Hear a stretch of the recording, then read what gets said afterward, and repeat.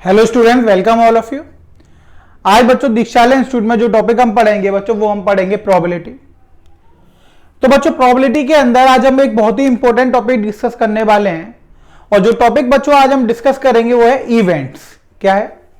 Events. Events क्या होता है बच्चों? तो इवेंट्स बच्चों हमारे पास एक कोई कंडीशन होती है, उस कंडीशन से बच्चों हम फेवरेबल आउटकम्स निकालते हैं, या फिर हम कह सकते हैं कि जब भी हमें फेवरेबल आउटकम्स निकालने के लिए कंडीशन देती होती है तो उसे हम बच्चों इवेंट्स बोल देते हैं।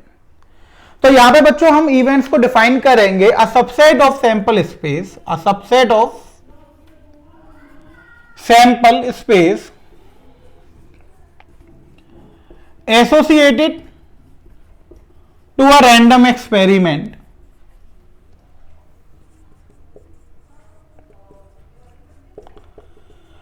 is called its event.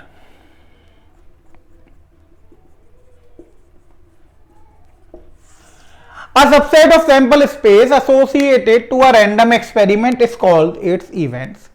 यानी सैंपल स्पेस के जितने भी सबसेट बनेंगे वो सबके सब उसके क्या कहलाएंगे बच्चों? इवेंट्स कहलाएंगे। फॉर एग्जाम्पल बच्चों हम कंसीडर करते हैं कि if we throw a die,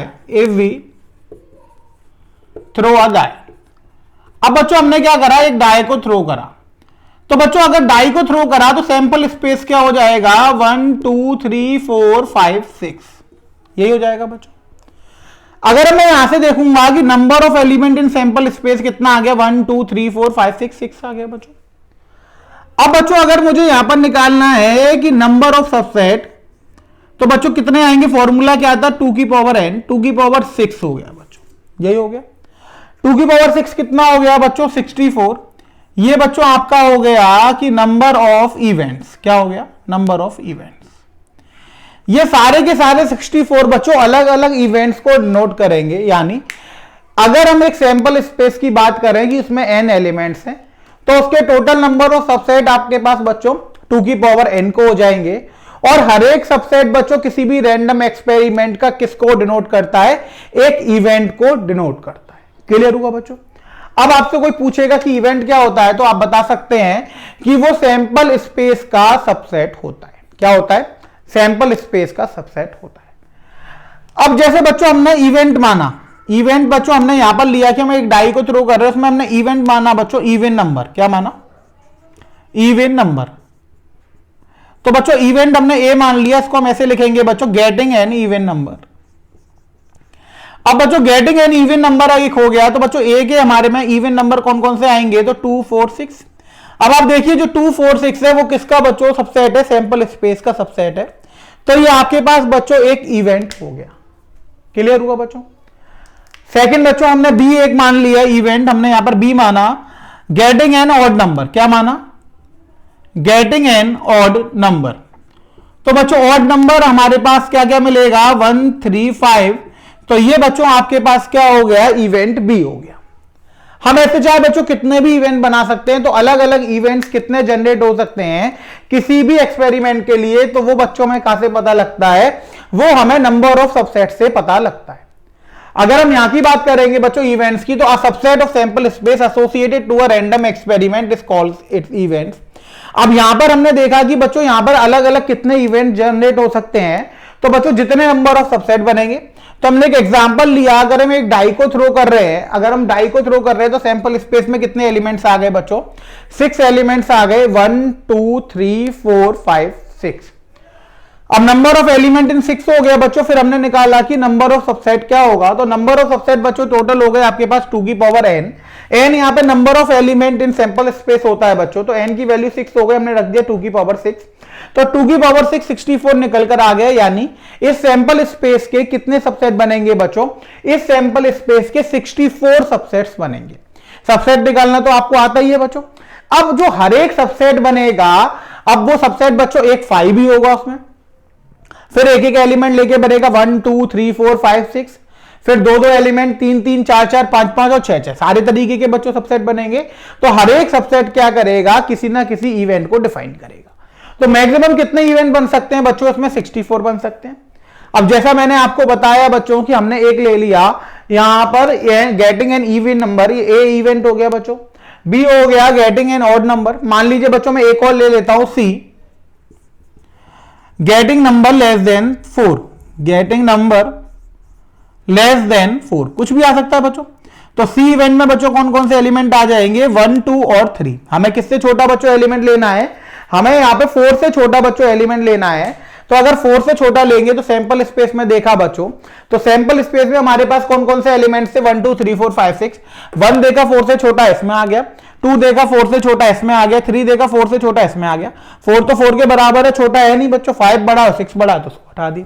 तो सी में हमारे पास एलिमेंट्स कौन कौन से निकल कर आ गए, 1 2 और 3। क्लियर हुआ बच्चों इवेंट। इवेंट्स आपको समझ में आ गया सबको, इवेंट्स क्या होता है। ये तो बच्चों डाइस के लिए हो गया। अब मान लीजिए मैं आपको एक और एग्जांपल लेता हूं कि अगर हम कॉइन को थ्रो करते हैं तो हम इवेंट्स कैसे निकालेंगे। तो बच्चों इवेंट्स निकालने का तरीका तो वही है कि जो हमारे पास इवेंट्स दे रखा है, सैंपल स्पेस के हम एलिमेंट्स देखेंगे कि कौन कौन से एलिमेंट्स उसको कंडीशन को फुलफिल कर रहे हैं। जैसे यहां पर हमने इवन नंबर देखा था, तो सैंपल स्पेस के कौन कौन से एलिमेंट 2 से डिवाइडेबल हो रहे हैं वो उसमें आ गया था बच्चों। अब बच्चों यहां पर लिखा हमने टॉसिंग 2 कॉइन। अब बच्चों हम यहां पर लेके चल रहे हैं कि हम क्या कर रहे हैं, टॉसिंग 2 कॉइन। अब 2 कॉइन टॉस कर रहे हैं, तो बच्चों सैंपल स्पेस आपको पता है कि क्या क्या आएगा, H H, H T, T H और टी टी। अब बच्चों जब हम 2 कॉइन टॉस कर रहे हैं तो सैंपल स्पेस में 4 एलिमेंट्स आ गए। कौन कौन से आ गए बच्चों, head head, head tail, tail head और टेल टेल, ये आ गए बच्चों। अभी हमारे पास 4 एलिमेंट्स बच्चों निकल कर आ गए। अब हमें क्या करना है बच्चों कि सैंपल स्पेस में हमने देखा कि 4 एलिमेंट्स निकल कर आ गए बच्चों। कौन कौन से, head head, head tail, tail head और टेल टेल। अब बच्चों यहां पर हमने इवेंट लिया, तो ए बच्चों हमने लिया at most 1 head, at most 1 head. अब एट मोस्ट 1 हेड का मतलब हुआ बच्चों ज्यादा से ज्यादा 1 हेड होना चाहिए, यानी हम 0 हेड ले सकते हैं और 1 हेड ले सकते हैं। तो इसको अगर डिफाइन करेंगे तो इसमें 2 हेड है बच्चों, वो इसमें आएगा नहीं। इसको देखेंगे 1 हेड है तो वैलिड हो गया बच्चों, इसमें 1 हेड है तो वैलिड हो गया, इसमें 0 हेड है तो वैलिड हो गया। इवेंट बी बच्चों हमने ले लिया, इसमें बच्चों हमने बोल दिया 2 हेड्स। क्या बोल दिया, 2 हेड्स। तो बच्चों इसमें एक ही एलिमेंट आ जाएगा, एच एच। क्लियर हुई बात बच्चों। यानी अब हम बच्चों जो भी हमारे पास इवेंट है उसमें एक कंडीशन हमें दी होगी। अब हम देखेंगे कि सैंपल स्पेस के कौन कौन से एलिमेंट्स उस कंडीशन को सेटिस्फाई कर रहे हैं। जो जो एलिमेंट्स बच्चों उस कंडीशन को सेटिस्फाई कर रहे होंगे उसको हम उसके अंदर ले लेंगे। क्लियर हुआ बच्चों, सबको समझ में आ गया इवेंट्स क्या होता है। तो बच्चों हमारे पास एक कंडीशन दी जाएगी, हम उससे सैंपल स्पेस बनाएंगे। जैसे टॉसिंग 2 कॉइन दे दिया बच्चों। अब हमने सैंपल स्पेस बना लिया, जो हमारे पास सैंपल स्पेस बच्चों हमें पता लग जाएगा तो वो ये कहेगा कि नंबर ऑफ सबसेट कितने होंगे, तो 2 की पावर n, उसमें जितने भी एलिमेंट्स होंगे, जितने सबसेट होंगे बच्चों उतने ही इवेंट्स हो सकते हैं। इवेंट्स मैंने आपको बता दिया किस तरीके से अज्यूम होते हैं, क्वेश्चन में गिवन होगा। जो भी कंडीशन आपको गिवन होगी आप उसे अलग अलग इवेंट्स मान लेंगे बच्चों। और उसके बाद आप क्या कर सकते हैं, उसमें देखेंगे कि सैंपल स्पेस में से कौन कौन से एलिमेंट्री इवेंट्स उस इवेंट को सेटिस्फाई कर रहे हैं, तो वो एलिमेंट्री इवेंट्स बच्चों उस इवेंट्स में चले जाएंगे। क्लियर हुआ बच्चों, ये आपको समझ में आ गया बच्चों, क्लियर हो गया सबको इवेंट्स क्या होते हैं। ठीक है, अब बच्चों नेक्स्ट टॉपिक की हम बात करते हैं। तो नेक्स्ट टॉपिक होता है बच्चों अकरेंस ऑफ एन इवेंट। क्या होता है, अकरेंस ऑफ एन इवेंट। ये तो इवेंट हो गया बच्चों।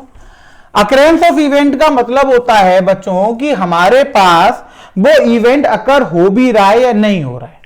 इवेंट अकर होने का मतलब होता है कि क्या हमें कोई ऐसा एलिमेंट मिल रहा है जो उस इवेंट को सेटिस्फाई कर रहा हो, यानी ऐसा कोई एलिमेंट्री आउटपुट मिल रहा है जो उस इवेंट को सेटिस्फाई कर रहा हो। जैसे हमने इवेंट कहा इवन नंबर, हमने क्या कहा, event even number.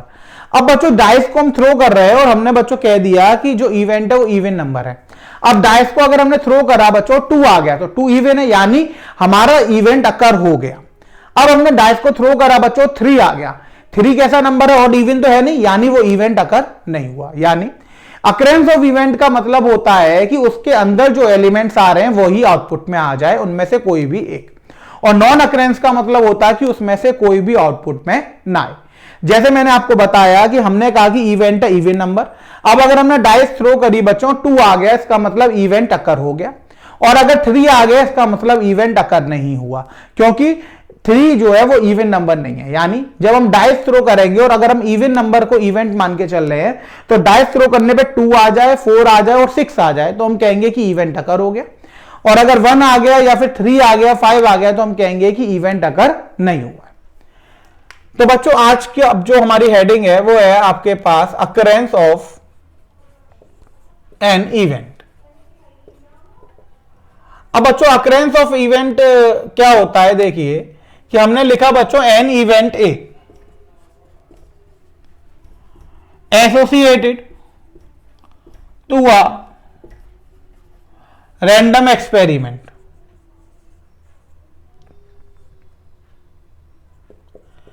is called to occur if any of its elementary events associated to it is an outcome. Otherwise, we said event is not occur. यानी एन इवेंट ए, बच्चों एक event है, हमने कह दिया कि इवेंट क्या है, हम उसे ए से डिनोट कर रहे हैं, जो कि रैंडम एक्सपेरिमेंट से एसोसिएटेड है। वो कब कहलाएगा कि वो अकर हो गया, if any of its elementary event associated to it, यानी उस इवेंट के साथ जो जो एलिमेंट्री इवेंट्स एसोसिएटेड है उनमें से कोई भी ऐसा आउटकम आ जाए। जैसा मैंने आपको बताया बच्चों, अब एग्जांपल से आप समझ सकते हो कि हमने बच्चों थ्रो करा अ डाई। अब डाइस थ्रो करेंगे तो बच्चों सैंपल स्पेस क्या हो जाएगा हमारे पास, 1 2 3 4 5 6, यही हो गया बच्चों। अगर हमने डाइस को थ्रो करा तो सैंपल स्पेस हमारे पास क्या निकल कर आ गया, सैंपल स्पेस बच्चों हमारे पास निकल कर आ गया 1 2 3 4 5 6। इतनी बात क्लियर हुई बच्चों। अब बच्चों डाइस को थ्रो कर दिया, 1 2 3 4 5 6 आ गया। हमने क्या करा, यहां पर एक इवेंट ए माना जो उसके साथ एसोसिएटेड है। तो ए बच्चों हमने मान लिया गेटिंग एन इवन नंबर। क्या माना बच्चों हमने माना गेटिंग एन इवन नंबर। अब बच्चों इवन नंबर मान लिया हमने, तो इवन नंबर बच्चों यहां से हमारे पास कितना निकल आएगा, इवन नंबर बच्चों हमारे पास आ जाएगा 2 4 और 6। इवन नंबर क्या आ गया हमारे पास, इवन नंबर बच्चों हमारे पास आ गया 2 4 और 6। ठीक है, क्लियर हुआ बच्चों। अब इवन नंबर 2 4 6 आ गया, इसका मतलब बच्चों ये ए ही तो हो गया। तो ए में जो बच्चों एलिमेंट्री इवेंट्स ए को सेटिस्फाई कर रहे हैं वो कौन कौन से हैं, वो इसमें से 2 हैं 4 हैं 6 हैं। ठीक है बच्चों। अब हमने क्या करा, if we throw a die,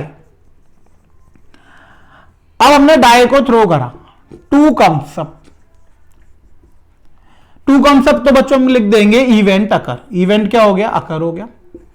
अगर 3 कम्स अप, इसका मतलब इवेंट नॉट अकर। क्लियर हुई बात बच्चों।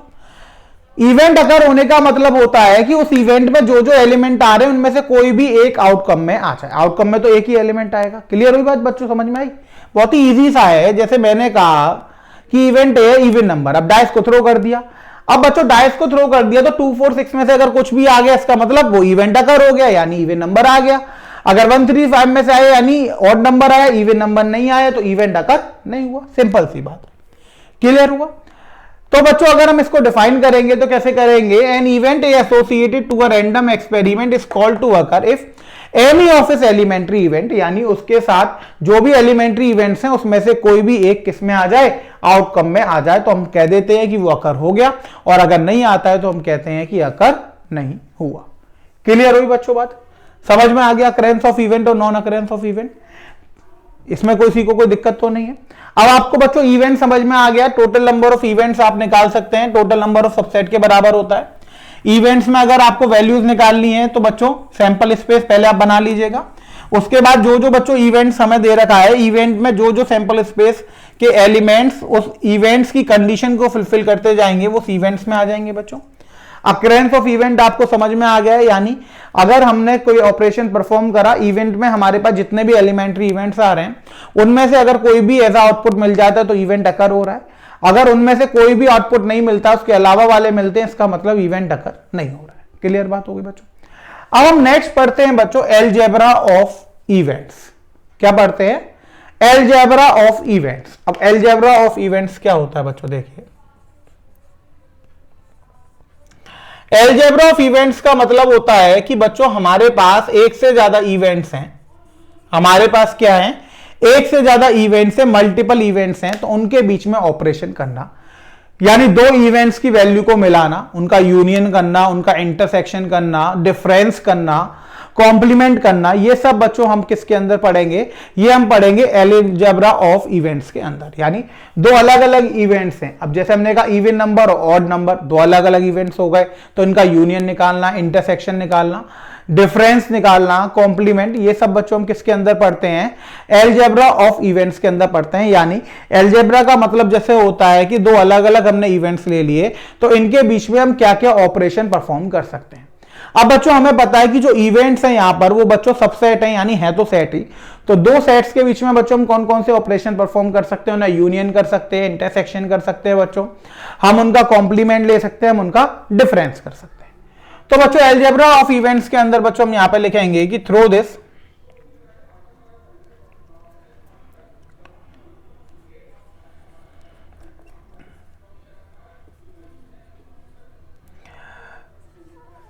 we can combine, through this we can combine two or more events associated to a random experiment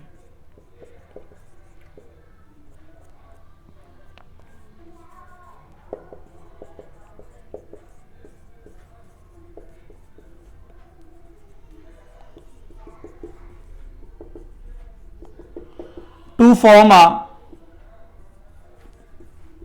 new event by union, intersection, difference and complement of an events।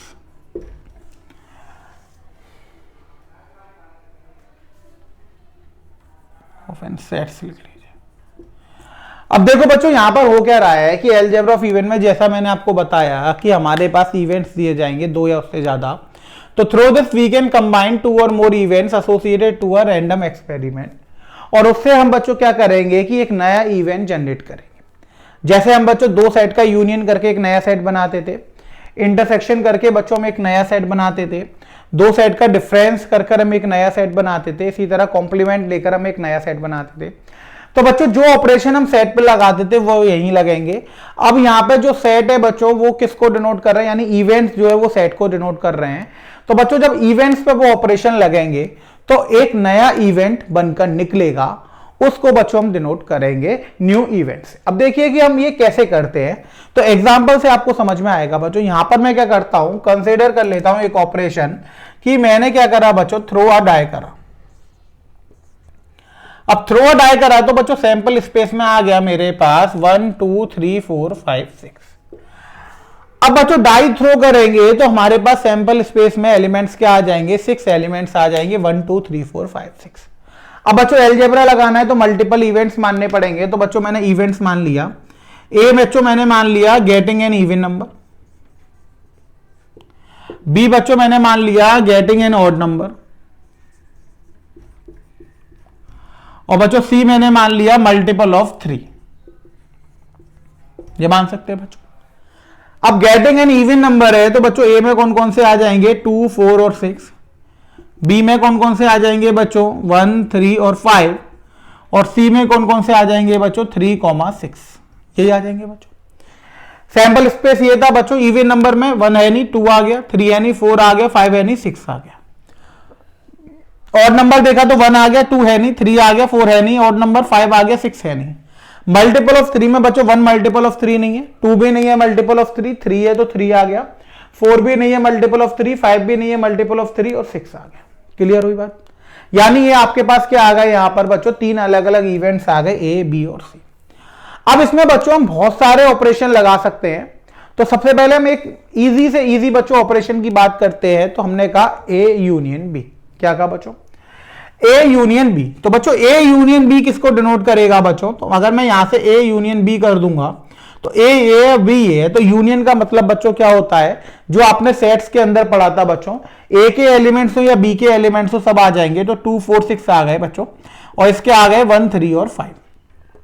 अब ए union B को हम बच्चों कैसे denote करेंगे, तो ए बच्चों even number था और बी ऑड नंबर था, तो हम यहां पे लिख सकते हैं कि गेटिंग एन इवन नंबर और ऑड नंबर, यही हो जाएगा बच्चों। तो ए यूनियन बी का मीनिंग क्या हो जाएगा बच्चों, ए यूनियन बी का मीनिंग हो जाएगा कि यूनियन का मतलब मैंने आपको बताया था, इंग्लिश में हम और लिखते हैं। तो ए कह रहा था बच्चों getting an even number, B कह रहा था गेटिंग एन ऑड नंबर। तो अगर आपके पास ए यूनियन बी करने के लिए आ गया, तो इसका मतलब हो गया ए और बी, क्या हो गया बच्चों, इसको हम लिख सकते हैं ए और बी। तो ए और बी का मतलब क्या हुआ बच्चों, गेटिंग एन इवन नंबर और ऑड नंबर। तो ये बच्चों आपके पास निकल कर आ गया। अब इसी तरीके से मान लीजिए कि आपने बी यूनियन सी करा, तो बच्चों बी यूनियन सी को हम कैसे लिखेंगे, हम लिखेंगे बच्चों गेटिंग एन ऑड नंबर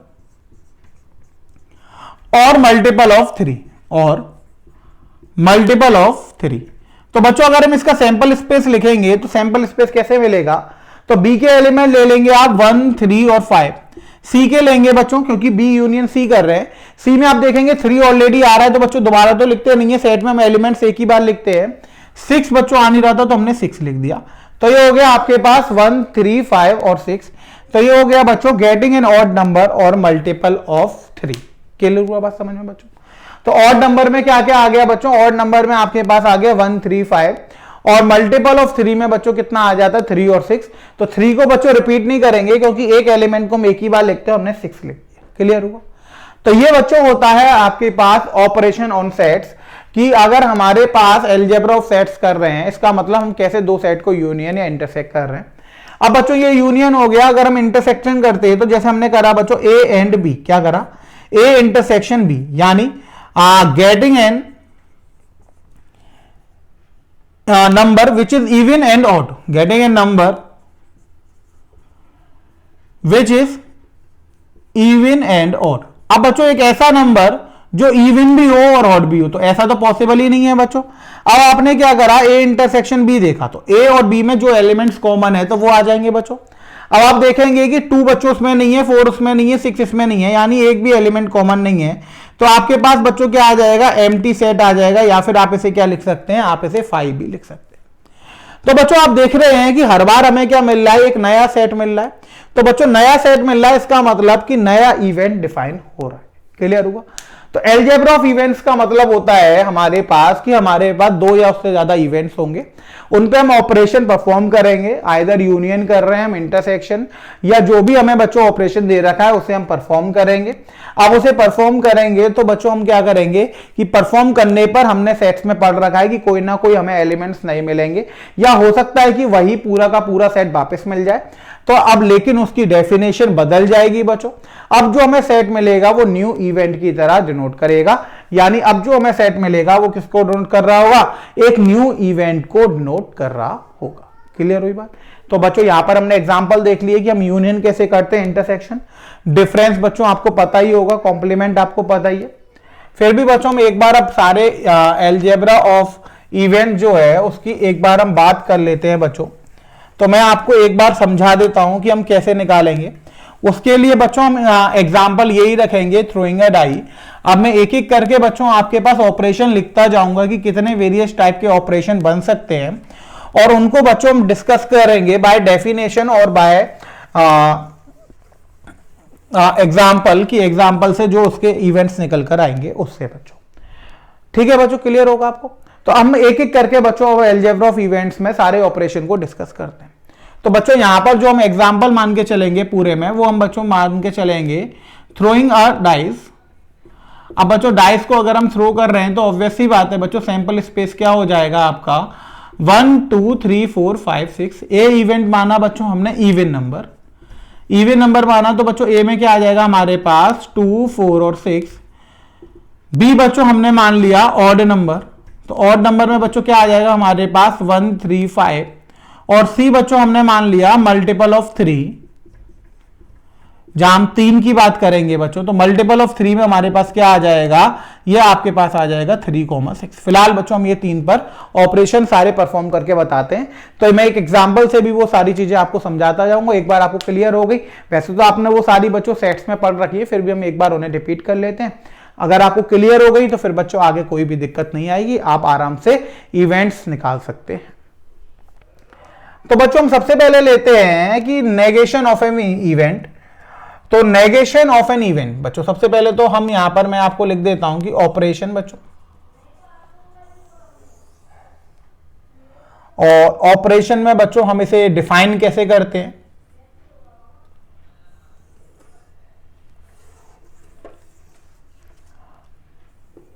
इसके बाद बच्चों क्या सैंपल इवेंट की वैल्यू क्या निकल कर आएगी, एफ बाय एग्जाम्पल।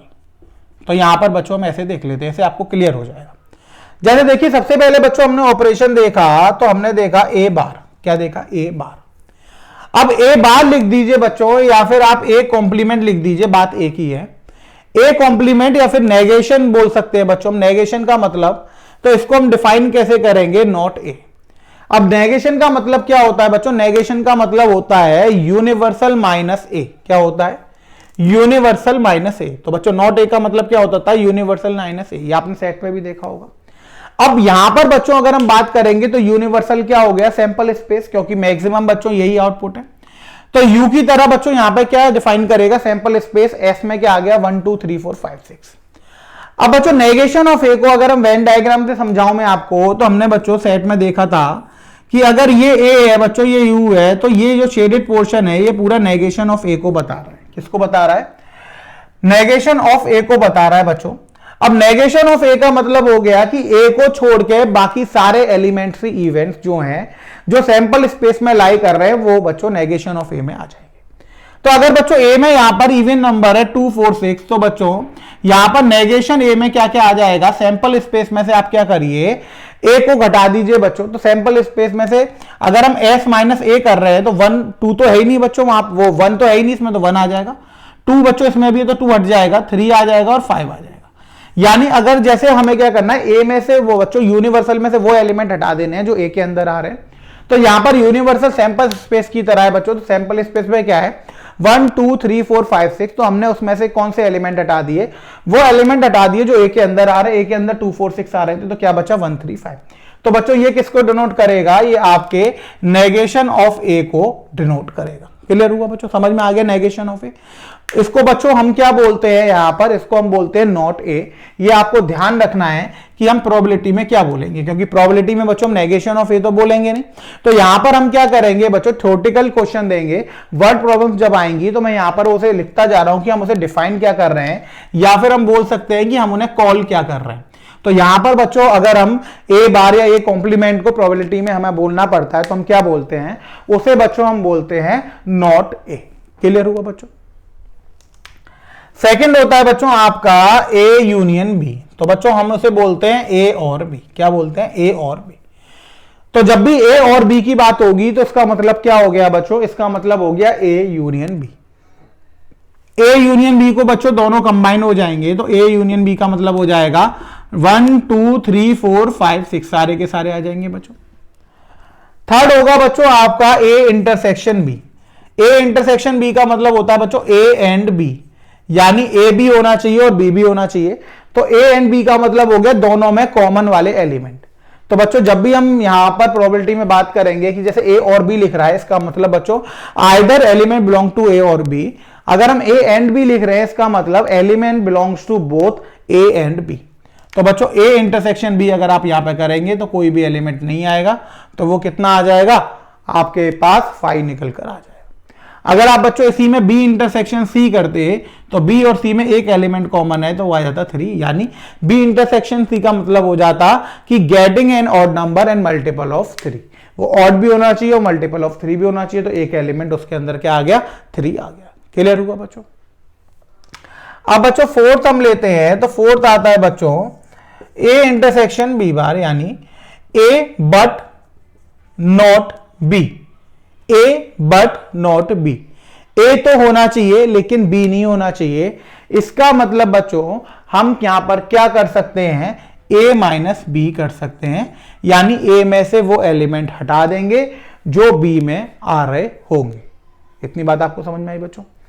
तो ए इंटरसेक्शन बी डैश का मतलब हो जाएगा ए बट नॉट ई। अगर वेन डायग्राम से मैं आपको समझाने लगूं बच्चों, तो वेन डायग्राम से यहां पर क्या होगा कि मान लीजिए ये आपके पास बच्चों ए दे रखा है और ये बी दे रखा है। या तो बच्चों ये कॉमन एलिमेंट नहीं है, फिर भी हमने एक मान लिया। तो बच्चों अगर हमारे पास ए बट नॉट बी दे रखा है तो इसमें अगर मान लीजिए कि हम एलिमेंट बढ़ा देते हैं, मैंने अभी 2 और कर दिया, तो ये कॉमन बच्चों एलिमेंट आ जाएगा। तो ए माइनस बी का मतलब हो जाएगा ये वाला पोर्शन, इतना कि ए में से बी वाला पोर्शन हटा दीजिए, तो ये हो जाएगा बच्चों A intersection B dash. Clear हुआ बच्चों?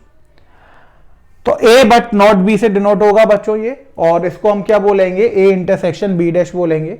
तो अगर मैं एग्जांपल से देखता हूं बच्चों, तो बी इंटरसेक्शन अगर मैं सी डैश निकालता हूं, उसका मतलब ये यहां पर हो जाएगा बच्चों बी माइनस सी। बी में से वो एलिमेंट हट जाएगा जो सी में आ रहा है। तो बी बच्चों हमारे पास क्या था 1 3 5, इसमें से सी में से 3 हट जाएगा बच्चों, तो हमारे पास क्या आ जाएगा 1 और 5 निकल कर आ जाएगा। अब बच्चों इसी तरीके से फिफ्थ हो जाएगा ए बार इंटरसेक्शन बी, इसका मतलब है बी बट नॉट ए। उल्टा हो जाएगा बच्चों, तो यहां पर हो जाएगा आपका b माइनस ए। तो बच्चों ये वाला जो पोर्शन होता है, ये मैं जो शेडेड कर रहा हूं, ये किसको डिनोट करता है? ए बार इंटरसेक्शन b को डिनोट करता है कि b है लेकिन a नहीं है। तो बच्चों अगर मेरे को b बार इंटरसेक्शन c निकालना, इसका मतलब c माइनस b करना है, तो c में से b घटाएंगे तो बच्चों 3 हट जाएगा, हमारे पास क्या निकल कर आ जाएगा 6 निकल कर आ जाएगा। क्लियर हुआ? तो ये सब बच्चों आपने माइनस प्लस सब आपने सेट्स में पढ़ रखे हैं। मैं तो आपको एक बात ये बताना चाह रहा हूं कि प्रोबेबिलिटी में हम इन्हें क्या कहते हैं। तो क्लियर हुआ बच्चों आपको कि अगर वो कहेगा नॉट ए, इसका मतलब ए कॉम्प्लीमेंट निकलवाना चाह रहा है। वो कह रहा है ए और बी, इसका मतलब ए यूनियन बी की बात हो रही है। उसने कहा ए एंड बी, इसका मतलब ए इंटरसेक्शन बी की बात हो रही है। उसने कहा ए बट नॉट बी, इसका मतलब ए इंटरसेक्शन बी बार की बात हो रही है। उसने कहा बी बट नॉट ए, इसका मतलब ए बार इंटरसेक्शन बी की बात हो रही है। अब बच्चों 2 में अगर हमारे पास एक और आएगा तो वो आएगा बच्चों ए बार इंटरसेक्शन बी बार। अब बच्चों अगर आपके पास ए बार इंटरसेक्शन बी बार का मतलब आया, तो इसका मतलब है नाइदर ए नॉर बी, ना तो ए आए ना फिर बी आए। नाइदर ए नॉर बी, ना तो ए वाले एलिमेंट ना ही बी वाले एलिमेंट। इसका मतलब ये हो गया कि हमें क्या करना है, यूनिवर्सल में से माइनस करना है ए यूनियन बी को। तो बच्चों यूनिवर्सल में से हमें किसे माइनस करना है? ए यूनियन बी को। तो आपको पता है कि ए बार इंटरसेक्शन बी बार है, तो अगर मैं इसमें से बार कॉमन लूंगा तो ए इंटरसेक्शन का यूनियन बन जाएगा और बी। तो बच्चों हम इसको लिख सकते हैं ए यूनियन बी का बार, यानी universal minus A union B. तो आप ए यूनियन बी करिए, उसे यूनिवर्सल में से माइनस कर दीजिए, तो आप यहां पर देखेंगे कि ए यूनियन बी 1 2 3 4 5 6 आ रहा है। अब आप उसे सैंपल स्पेस में माइनस करेंगे तो पूरा का पूरा माइनस हो जाएगा बच्चों, sample space minus A union B. तो ये आपके पास क्या निकल आएगा? 5 निकल आएगा। इसके अंदर कोई भी एलिमेंट यहां पर इस केस में नहीं है। क्लियर हुआ? अब इसी तरीके से बच्चों मान लीजिए कि आप बी यूनियन सी माइनस करते तो कुछ एलिमेंट्स बच जाते। कॉन्सेप्ट क्लियर हो गया बच्चों? आपको समझ में आ गया क्या हो रहा है? तो ये बच्चों बेसिकली हमारे पास ऑपरेशन होते हैं जो 2 इवेंट्स को लेकर बनते हैं कि अगर हमारे पास अलजेब्रा में नॉट ए कहीं भी लिख रहा है, इसका मतलब ए कॉम्प्लीमेंट फाइंड करवा रहा है। ए और बी की बात हो रही है तो यूनियन फाइंड करवा रहा है, ए एंड बी की intersection. A but not A intersection B bar, B but not A bar intersection B, और नाइदर ए नॉर बी। ये सब चीजें आपने सेट में पढ़ी हुई हैं। अगर आपको सेट्स में बच्चों ऐसे आपने इवेंट्स के आउटकम आप निकाल ही लेंगे, फिर आपको सेट्स में ऑपरेशन परफॉर्म करने हैं तो वो आप कर लेंगे, क्योंकि सेट्स तो आपको बहुत अच्छे से आता ही है। अब नेक्स्ट लेते हैं बच्चों, अगर हम इवेंट्स बढ़ा दें तो बच्चों अगर हमारे पास आ जाता है कि A union B union C, 3 set ले लिए बच्चों हमने, A union B union C. इसका मतलब हो जाता है बच्चों at least one of A B and C, यानी कोई ना कोई एक तो आई जाए, यानी वो एलिमेंट या तो ए में लाई कर रहा हो या बी में या सी में, तो वो हमारे पास क्या हो जाएगा बच्चों? A union B union C हो जाएगा। नेक्स्ट ऑपरेशन पे बच्चों अगर हम चलते हैं तो इसका मतलब हो गया हमारे पास, हमने लिखा बच्चों A intersection B bar union A bar intersection B.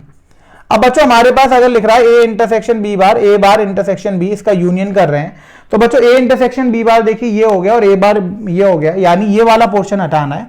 That is, इसका मतलब बच्चों क्या हुआ कि वो एलिमेंट्स जो या तो सिर्फ ए में आ रहे हो या सिर्फ बी में आ रहे हो, तो बच्चों हम क्या लिखेंगे कि एग्जैक्टली वन ऑफ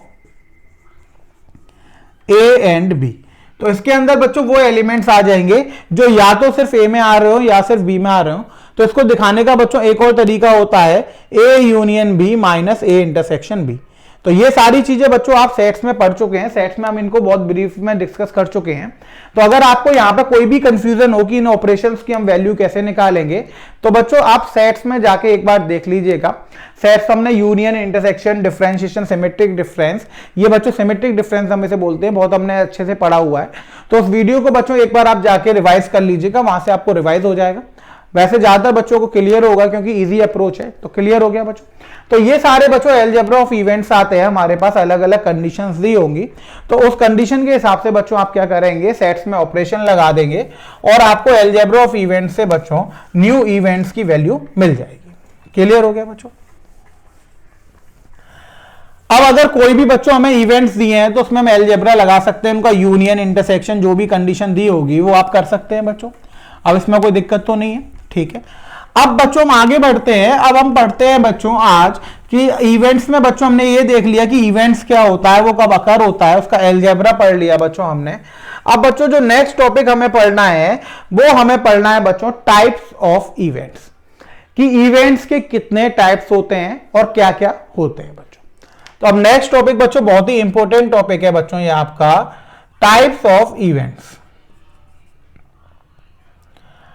अब बच्चों टाइप्स ऑफ इवेंट्स हमें देखना है, तो नंबर ऑफ इवेंट्स तो बच्चों आपको निकालना आता है कि हमने ये मान लिया कि मान लीजिए सैंपल स्पेस बच्चों हमने कंसीडर कर लिया कि उसमें E1, E2, E3 up to En बच्चों एलिमेंट्स आ रहे हैं। तो इसका मतलब बच्चों नंबर ऑफ सबसेट कितने हो जाएंगे, इसके नंबर ऑफ सबसेट हो जाएंगे बच्चों 2 की पावर n, यानी नंबर ऑफ इवेंट्स कितने हो जाएंगे बच्चों, नंबर ऑफ इवेंट्स हो जाएंगे आपके पास 2 की पावर n। इतनी बात तो आपको समझ में आएगी बच्चों कि अगर हमारे पास सैंपल स्पेस क्या E1, E2, E3 up to En आ रहा है, तो बच्चों यहां पर हमारे पास n एलिमेंट्स है सैंपल स्पेस में। अब सैंपल स्पेस में n एलिमेंट्स है, इसका मतलब नंबर ऑफ सबसेट कितने हो गए बच्चों, नंबर ऑफ सबसेट आपके पास 2 की पावर n हो गए। अब जितने सबसेट होते हैं बच्चों उतने ही इवेंट्स होते हैं, तो नंबर ऑफ इवेंट्स कितने हो गए, वो 2 की पावर n हो गए बच्चों। अब हम बात करेंगे बच्चों टाइप्स ऑफ इवेंट्स की। तो फर्स्ट जो आपका होता है बच्चों वो होता है आपका सर्टेन और श्योर इवेंट। पहला इवेंट क्या होता है बच्चों, पहला इवेंट आपके पास होता है सर्टेन और श्योर इवेंट। अब बच्चों जैसा कि नेम इंडिकेट कर रहा है कि सर्टेन और श्योर इवेंट, सर्टेन और श्योर का मतलब हो गया कि श्योर जैसा वर्ड आ रहा है, श्योर का मतलब क्या होगा कि होगा ही होगा, यानी अ इवेंट्स इज कॉल्ड सर्टेन और sure event that we know that events is performed every time when the experiment is performed। यानी जब भी हम उस एक्सपेरिमेंट को परफॉर्म करेंगे तो हमें पता है कि इस इवेंट का अकरेंस होगा ही होगा, यानी ये इवेंट जो है वो अकर होगा ही होगा। जैसे हमने बच्चों एक डाई थ्रो करी, अब डाई थ्रो करेंगे तो 1 2 3 4 5 6 आएगा। हमने इवेंट ले लिया अ नंबर लेस देन 10, क्या ले लिया, अ नंबर लेस देन 10। अब बच्चों हमने बोला कि हम डाई को थ्रो कर रहे हैं, मैंने इवेंट लिया अ नंबर लेस देन 10, तो डाई थ्रो करने पे बच्चों 1 2 3 4 5 6 आएगा। अब इसमें से कोई भी नंबर आ जाए वो उस इवेंट को क्या करेगा, सेटिस्फाई तो करेगा ही करेगा, क्योंकि 1 से लेकर 6 तक की सारी वैल्यूज क्या होती हैं, 10 से छोटी होती हैं, और हमने इवेंट क्या लिया, नंबर लेस देन 10, तो वो अकर होगा ही होगा। तो ऐसे इवेंट्स को बच्चों हम क्या बोलते हैं, श्योर इवेंट बोलते हैं। श्योर और सर्टेन का मतलब होता है कि वो डेफिनेटली अकर करेगा when ever the experiment is perform. तो बच्चों इसमें हम लिख सकते हैं कि an event associated with a random experiment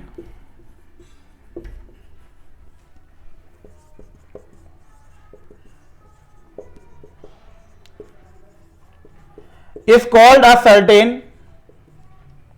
or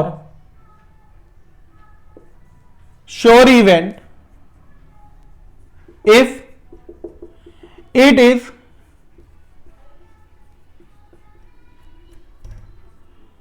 always occur whenever the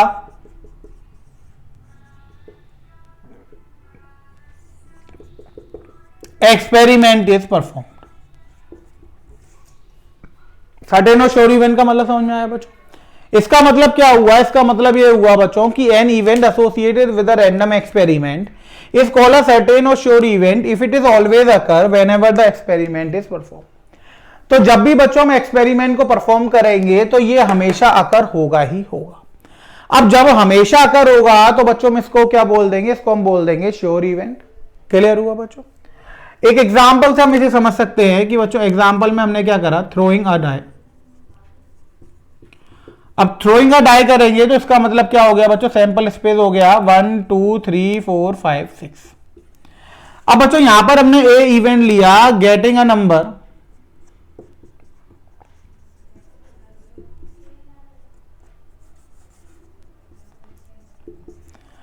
less than 10। अब बच्चों getting a number less then 10 लेंगे तो ए में क्या क्या एलिमेंट आ जाएंगे, 1 2 3 4 5 6 आ जाएंगे। यानी इसका मतलब क्या हुआ कि ये बच्चों हम कभी भी डाई थ्रो करेंगे तो इवेंट ए तो अकर होगा ही होगा। तो बच्चों यहां पर क्या होता है, probability of sure event is always 1। यानी श्योर इवेंट की बच्चों जो प्रोबेबिलिटी होती है वो क्या होती है, 1 होती है। क्यों होती है, क्योंकि ये एक्सपेरिमेंट तो हमेशा अकर होगा ही होगा। अब जब एक्सपेरिमेंट हमेशा अकर होगा तो इसका मतलब ये हो गया कि ये इवेंट कैसा हो गया, श्योर हो गया। श्योर हो गया मतलब हमेशा अकर हो गई, ऐसा कभी हो ही नहीं सकता कि अकर ना हो। जब हमेशा अकर होगा तो प्रोबेबिलिटी क्या होता है बच्चों, प्रोबेबिलिटी का मतलब होता है ratio of favourable outcome over total outcome. तो बच्चों यहां पर फेवरेबल नंबर ऑफ एलिमेंट्स भी बच्चों 6 हो गए, टोटल भी 6 हो गए, तो 6/6 कितना आ गया, 1। हमेशा अकर हो रहा है बच्चों, हमेशा अकर हो रहा है, तो इसका मतलब ये हो गया कि हमारे पास इसकी प्रोबेबिलिटी कितनी आएगी, वो आएगी 1। क्लियर हुआ बच्चों। सेकंड जो बच्चों आपका होता है वो होता है बच्चों इम्पॉसिबल इवेंट। पहला तो बच्चों आपके पास हो गया सर्टेन और श्योर इवेंट, सेकंड बच्चों आपके पास होता है इम्पॉसिबल इवेंट। अब बच्चों जैसा कि नेम इंडिकेट कर रहा है इम्पॉसिबल, क्या कर रहा है, इम्पॉसिबल का मतलब होता है कि ये कभी भी अकर नहीं होगा, कभी भी अकर नहीं होगा। तो बच्चों इसको हम ऐसे लिखते हैं, N event associated with a random experiment is called impossible event if it is never occur, if it is never occur whenever the experiment is performed। Example ले लिया बच्चों, ए हमने इवेंट लिया, गेटिंग अ नंबर, लेस की जगह बच्चों हमने कर दिया ग्रेटर देन 10। अब ग्रेटर देन कर देंगे बच्चों तो ए 5 हो जाएगा, कभी भी इससे नंबर बड़ा नहीं आएगा, तो इसकी जो प्रोबेबिलिटी होती है बच्चों वो हो जाती है 0। क्लियर हुआ, दोबारा समझिए बच्चों। इम्पॉसिबल इवेंट का मतलब होता है कि वो इवेंट कभी भी अकर नहीं होगा। तो इम्पॉसिबल बच्चों हमने लिखा, N event associated with a random experiment is called a impossible event if it is never occur whenever the experiment is perform. यानी जब हमने एक्सपेरिमेंट जब जब परफॉर्म किया वो कभी भी अकर नहीं हुआ। जैसे बच्चों हमने एक एग्जांपल ले लिया कि हमने थ्रोइंग अ डाई करा तो 1 2 3 4 5 6 आ गया। अब इसमें बच्चों हमने लिख लिया ए अ नंबर ग्रेटर देन 10, तो 10 से बड़ा कोई नंबर है नहीं, इवेंट ए बच्चों ब्लैंक हो गया। अब हम डाई कभी तक भी थ्रो करते रहे, कितने भी टाइम कर लें, वो 6 से बड़ा नंबर देगा नहीं, तो 10 से बड़ा तो बच्चों हमें नंबर मिलने वाला नहीं है। अब 10 से बड़ा नहीं मिलने वाला है तो बच्चों क्या हो गया कि प्रोबेबिलिटी ऑफ इम्पॉसिबल इवेंट आ जाएगा यहाँ पे। तो प्रोबेबिलिटी ऑफ इम्पॉसिबल इवेंट कितनी हो गई बच्चों, वो हमेशा क्या हो गई, 0, क्योंकि ये वाला ऑपरेशन तो कभी परफॉर्म होगा ही नहीं। क्लियर हुआ बच्चों, आपको समझ में आ गया बच्चों। तो ये बच्चों आपके दो मेन इवेंट्स हो गए कि श्योर इवेंट जो हमेशा अकर होगा, इम्पॉसिबल इवेंट जो कभी भी अकर नहीं होगा। श्योर इवेंट की प्रोबेबिलिटी बच्चों 1 होती है और इम्पॉसिबल इवेंट की बच्चों जो प्रोबेबिलिटी होती है वो कितनी होती है बच्चों, वो आपके पास होती है 0। क्लियर हो गया, इतनी बात आप सबको समझ में आ गई बच्चों। तो 2 टाइप्स के बच्चों आपने इवेंट्स पढ़ लिए। अब बच्चों अगले टाइप के हम नेक्स्ट क्लास में पढ़ेंगे, तो आज की क्लास को बच्चों हम यहीं रोकते हैं। Thank you students.